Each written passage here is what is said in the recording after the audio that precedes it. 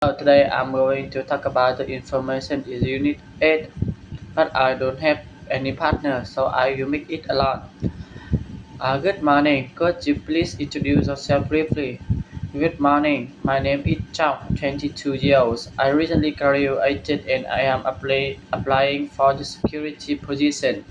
Nice to meet you. What's your phone number and email? My phone number is 09123456 and my email is chonglu.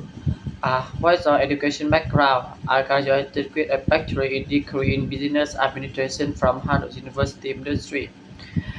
Have you had any work experience as a security? Yes, uh, I worked as a part-time office assistant for 1 year during university. What were the main tasks there? I managed daily schedules, answer calls, and arrange meetings. Why should we hire you for this role? Because I'm well organized, fluent in office software, and quick to learn new tasks. What's some main career objective for the next 2 years? I want to become a highly efficient secretary in your company. And what are your future plans in the 5 years?